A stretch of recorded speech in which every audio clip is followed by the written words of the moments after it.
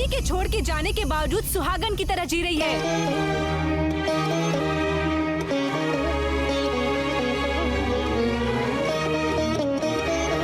ऐसा वरदान जिस किसी को भी चाहिए वो जाकर प्रसाद खा सकता है।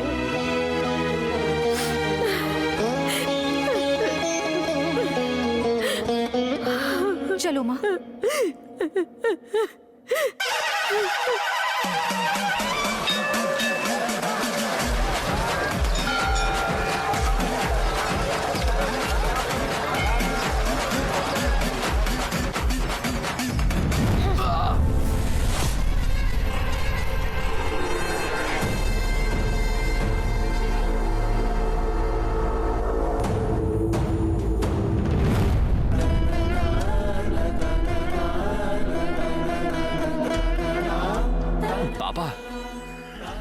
क्या है? क्या मैं भी जाकर प्रसाद लूं? नहीं बेटा, घर जाकर माँ काली का प्रसाद मिलेगा, उसे ही खाना पड़ेगा। अब देर किस बात की? रथ उत्सव का कार्यक्रम शुरू करें। देवी के लिए जिसने प्रसाद बनाया है उसी का पहला हक है, उसके हाथों से ही शुरू होना चाहिए। तो फिर इसका मतलब सबसे पहला कार्य हमारी पद्मा ही करेगी।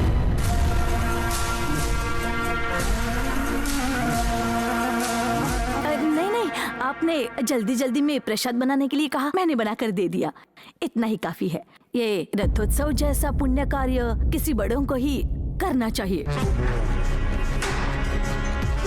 नहीं नहीं पद्मा, ऐसा नहीं चलेगा। ये हमारे मंदिर की परंपरा है, तुम इन्हें भोग का प्रसाद बनवाया है, इस परंपरा को तुम्हें ही पूर्ण करना चाहिए। सर आप लोग भी बोलिए। हाँ, रथ हमारी पद्मा दीदी ही खींचेगी।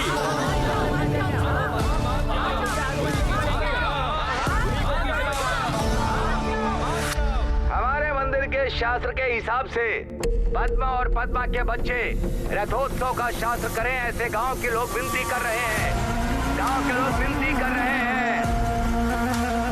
अरे माँ, इज्जत मांगने से नहीं मिलती है, कमाना पड़ता है। आपने तो कमाई है ना माँ। चलिए हम पूजा करते हैं। अरे चलो ना माँ। अरे आइए दीदी, चलिए।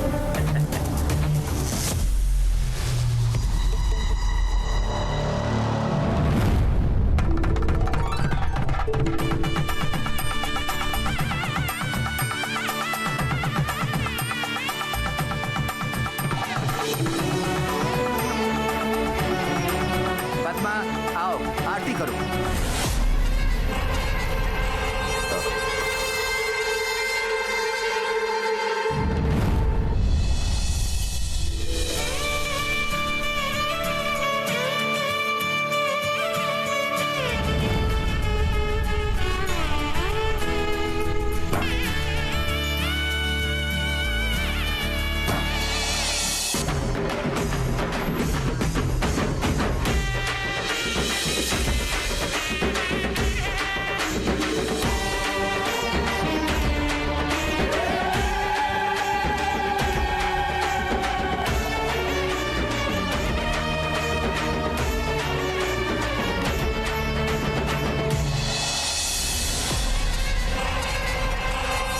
तो फिर चलें।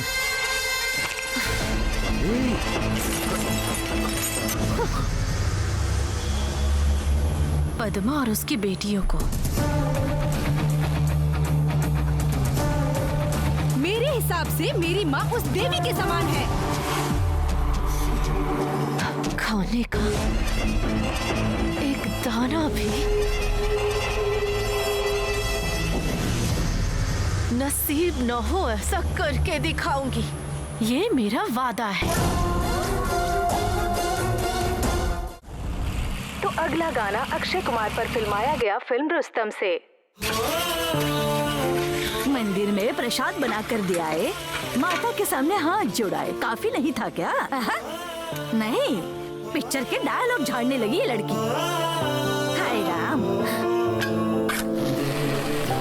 मंदिर की वो देवी और इसकी माँ कहती है एक ही है। तेरी माँ के दो सींग निकले हैं क्या? पढ़ना लिखना क्या सीख गई? ऐसे इतराती है जैसे सब जानती है। घर में कुछ भला बुरा हो जाए तो चार रिश्तेदार जान पहचान वाले आएंगे कि नहीं? बड़ी वाली को सयानी हुए 10 साल हो गए, अब और कितने साल घर में बिठा के रखूं इसे? जब बड़ी की शादी होगी तभी तो छोटी के बारे में सोचूंगी ना। लेकिन ये लड़की, इसे तो कुछ भी समझ में नहीं आता। मालकिन जी है ना, बहुत बड़े जमींदार की बेटी है, पूरे गांव वालों के सामने रोब झाड़ दिया। पता नहीं वो लोग क्या सोच रहे होंगे। वो क्या सोच रहे हैं? कविता, कैसी हो सहाना? मैं ठीक हूँ। अरे मेरी बिटिया, तुम तो पेट से हो ना, ऐसे बाहर नहीं निकलना चाहिए। किसी को बोल दिया होता, मैं खुद भिजवा देती। अरे रे शांता, इस लड़की को उसके घर तक छोड़ाओ। उसकी चाल देखकर ही मैं समझ गई कि 2 या 3 दिन की बात है। आज या कल में ही इसे बच्चा हो जाएगा। लो बिटिया, अपना ध्यान रखना। हाँ? शांता दीदी, तुम कुछ भी मत कहो बेटी, चुप रहो।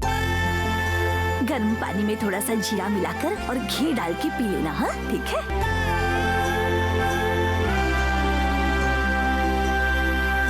देखो, तुम्हारी दीदी के साथ ही स्कूल में पढ़ती थी वो लड़की। उसकी शादी भी हो गई और वो पेट से भी है। तुम्हारी दीदी को देखो, अभी भी रसोई में ही पड़ी है। तू ऐसे ही अपने पिताजी से पंगा लेती रहेगी तो उसकी शादी कैसे होगी? पिताजी? किसे तुम पिताजी कह रही हो माँ? मैंने तुम्हें कितनी बार कहा है उसके बारे में बात मत करो। उसके आने से ही दीदी की शादी होगी क्या? अगर ऐसा है तो शादी करने की कोई जरूरत नहीं है। दीदी, तुम तो चुप ही रहो। इस पद्मा का हर अमावस के दिन दिमाग सटक जाता है। क्या बोला? चाहे बात कुछ भी हो, शादी के लिए बाप होना चाहिए, इसका रोना शुरू कर देती है। अगर किसी का बाप मर जाए तो उसकी बेटी पूरी जिंदगी कुंवारी रहेगी क्या? दीदी, मैं तुम्हारी शादी करवाऊंगी, देख लेना। कहना आसान है, शादी करवाओ तो पता चले। क्या क्या कहा आपने? इधर देखो माँ, और मेरी तरफ देखकर बात करो। नहीं राजू, राजू, अरे क्या हुआ? कहाँ जा रहा है? क्या चाहिए था तुझे? चाय पीने आया था? चाय नहीं मिलेगी, खत्म होगी, अभी जाओ। अरे ये तो ऐसी ही है, तू आ।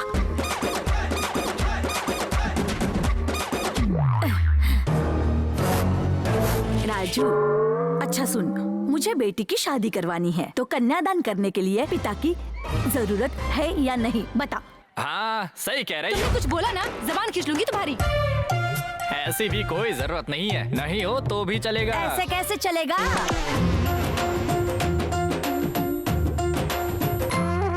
अब तू जिंदा है अब तक, तो तेरी बेटी का जब ब्याह होगा तो तू अपनी बेटी का कन्यादान नहीं करेगा क्या? ऐसे कैसे हो सकता है दीदी? वही तो। जो आदमी अपने परिवार को छोड़ के किसी और के पीछे भाग जाए, उस इंसान का कन्यादान करने का क्या अधिकार है? अरे मैं कहाँ भागा हूँ? ये लड़की ना बस किताबी कीड़ा है, दुनियादारी समझती ही नहीं है। समाज में रहने वाले लोग मुझे क्या क्या ताने देंगे पता है? क्या ताने देंगे? मेरे सामने बोल के तो दिखाए। ओ मेरी माँ, अगर तूने सबके साथ बैर कर लिया तो हमें ही भुगतना पड़ेगा। देख स्नेहा, अगर तेरी बहन की शादी होती है तो तेरे पिताजी को आकर ही कन्यादान करना पड़ेगा। यही शास्त्रों में लिखा है। ये सब मुझसे नहीं होगा माँ। अरे दीदी, हमें बाजार जाना था ना, जल्दी चलो दीदी। ले जाओ इसे, वहाँ भी किसी से लड़कर ही आएगी। ठीक है, मैं ही लड़ाकू हूँ, लेकिन ये किसका असर है पूछो राजू। अरे दीदी जल्दी चलो। माँ,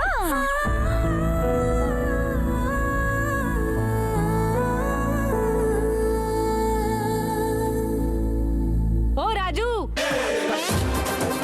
पुराना हिसाब 400 रुपए, आज के हुए 8 रुपए, पूरा चुकता करते हुए जाना। ठीक है, दे दूंगा।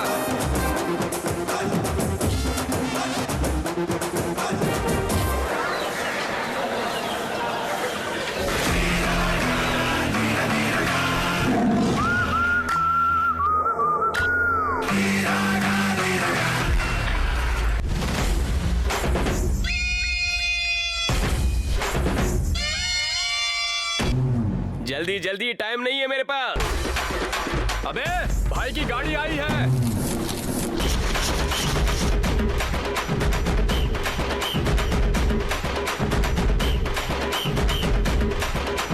बेटे की फीस के लिए मदद हो गई। कांति भाई को धन्यवाद कहना।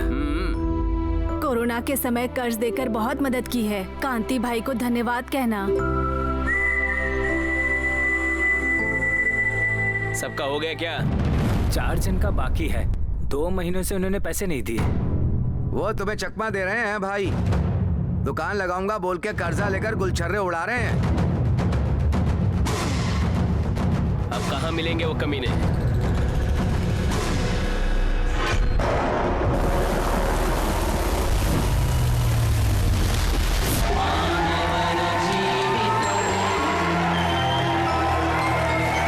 ब्याज के पैसे दिए नहीं जाते और यहाँ मजे उड़ा रहे हैं। टॉर्च मारो उन पर।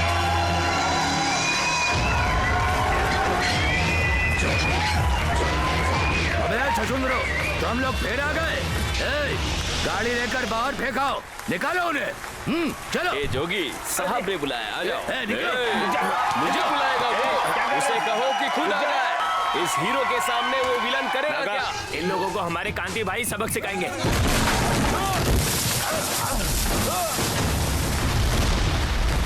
क्या रे सिसिया, इसे देखने के लिए हम इतनी दूर से आए हैं।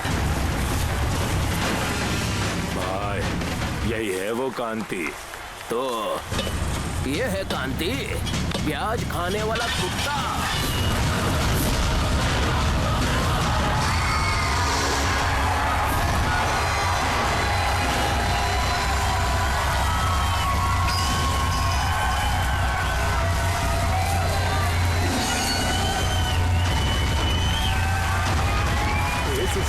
कौन है ये लड़का?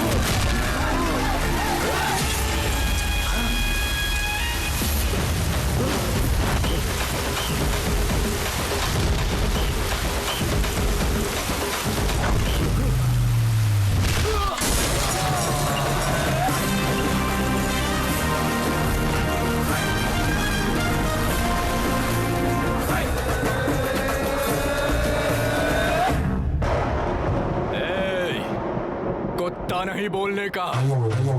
ब्याज वाली भागवती का बेटा हूँ।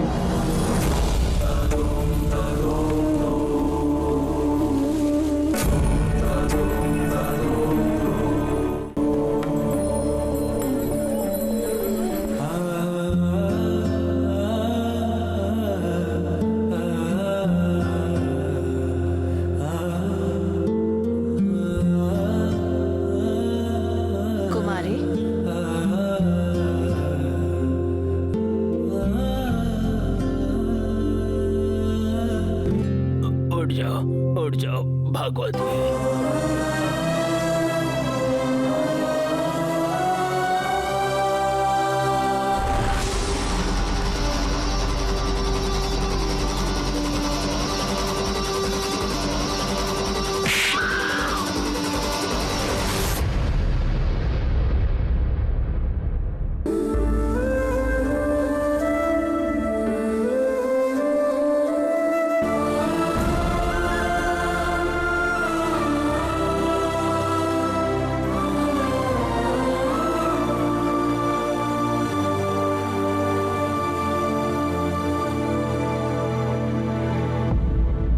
ऊपर वाले से आप ठीक हो जाइए मांगने के साथ साथ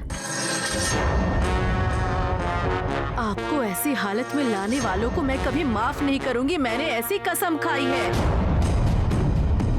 मैं उन्हें माफ नहीं करूंगी। माफ नहीं करूंगी।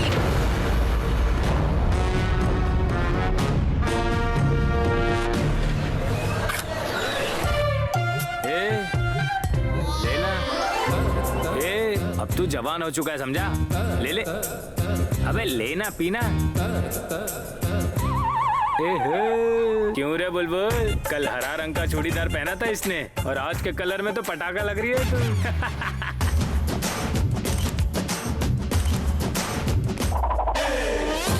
अरे भद्र काली यहाँ क्या कर रही है? काली जल्दी यहाँ से निकल, मेरे कुछ रिश्तेदार आ रहे, मैं बात करके आता हूँ।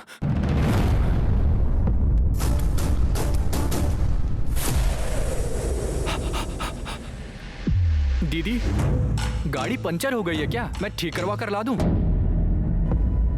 मैंने सोचा था उस घर में गलती से तुम अच्छे पैदा हो गए हो, लेकिन इन मवालियों के साथ मिलकर बिगड़ रहे हो। अभी तुमने कुछ फेंका था ना? क्या था वो?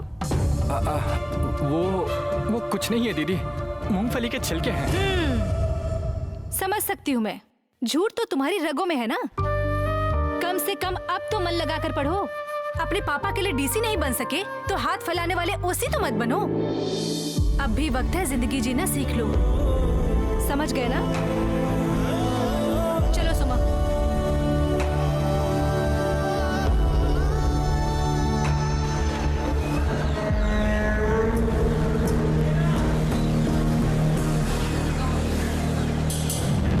अरे चोर चोर चोर चोर चोर, पकड़ो उसे। ए, रोको उसे, मेरे पर्स। कोई तो उसे पकड़ो, चोर।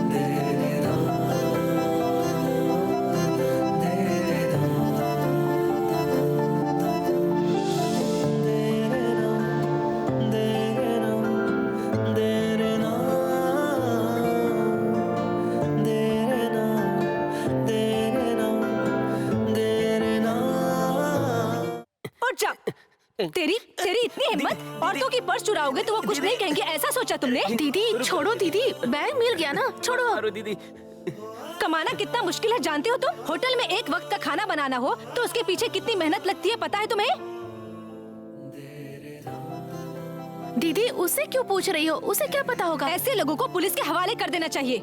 आईपीसी सेक्शन 378 लगवा के अंदर करवा दूंगी। चलो चलो पुलिस स्टेशन। रुक जाइए दीदी, रुक जाइए दीदी, बीवी बच्चों वाला आदमी हूँ दीदी।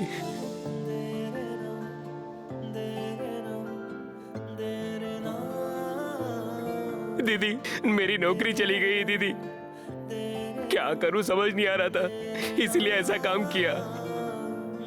आप पुलिस को मत बुलाइए दीदी, मुझे माफ कर दीजिए। क्या तुम नहीं जानते कि चोरी करना गलत है? अगर तुम्हारे परिवार को पता चल गया कि तुम ऐसी हरकत करते हो तो उन्हें कितना बुरा लगेगा पता है?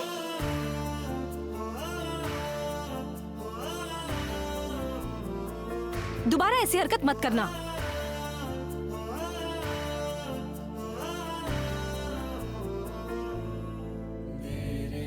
रुको,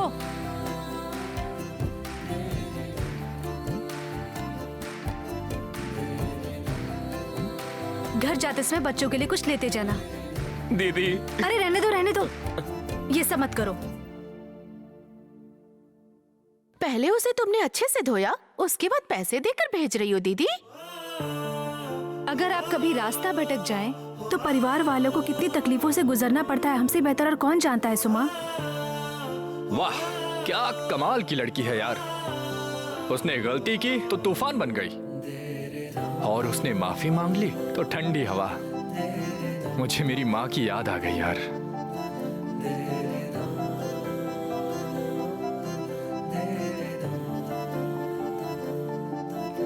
ये हेलमेट आपका है?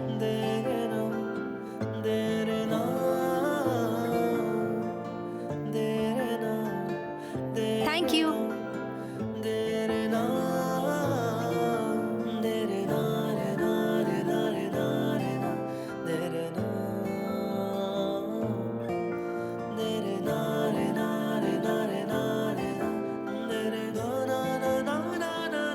भाई हेलमेट।